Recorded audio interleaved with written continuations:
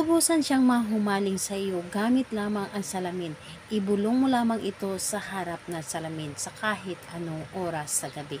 Hello mga guys, kumusta kayo? Panibagong araw, panibagong video na naman tayo. And sa araw na ito ay isa na namang video ang aking ituturo sa inyo na simpleng gabay o simpleng pamamaraan na makakatulong sa atin. At bago ang lahat, gusto ko lang mag-disclaimer sa mga taong hindi naniniwala at hindi gusto ang mga kagaya nitong video. Please skip this video and maghanap kayo ng videos na gustong gusto nyo dahil ang video na ito ay para lamang ito sa mga taong naniniwala and gusto mag-try. Sa lahat po ng mga nagko-comment dito sa aking video dito sa loob ng aking channel, mag-iingat sa lahat ng mga nagre-reply sa inyo na dinadala kayo sa kanilang WhatsApp and Imo app upang makaiwas po tayo sa scam. Ngayon po ituturo ko sa inyo paano nga ba siya mahumaling ng husto sa inyo. Ito ay pwedeng gawin sa gabi at sa araw. Pwede po. And paano nga ba siya mahumaling? Gamit lamang ang isang salamin. Maghanda ka ng isang salamin lamang. Salamin kahit yung nasa yung nasa sala na salamin or yung maliit na salamin lamang, yun po ang gamitin po ninyo.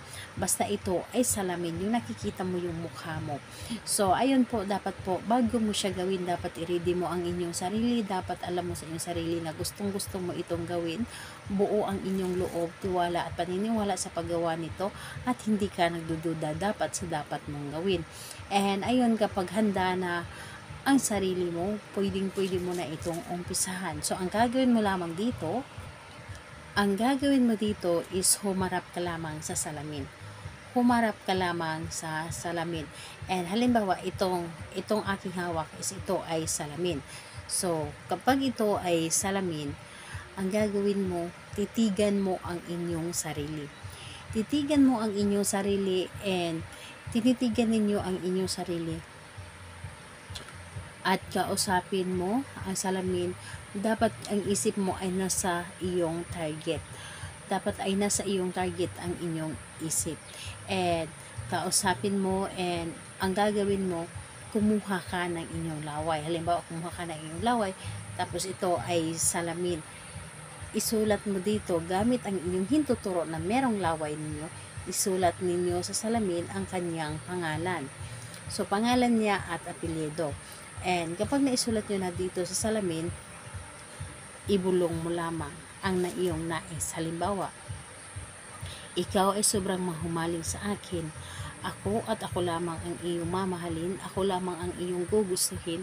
Wala ka ng ibang iibigin kundi ako lamang. Mamahalin mo ako ng higit pa sa aking sarili or higit pa sa iyong sarili. Ako lamang ang nais mong makasama sa habang buhay. Lahat na.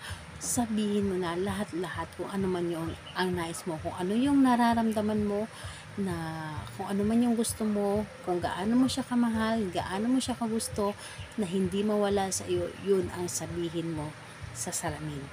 Dapat isipin mo na siya ang kinakausap mo. Ibulong mo lamang at pagganahin mo ang iyong isip. So, ayun po, pagkatapos nun, hayaan ninyo ang inyong ginawa at wag mo itong isipin, hayaan mo ito na ito ay gumana ang inyong mga ginagawa.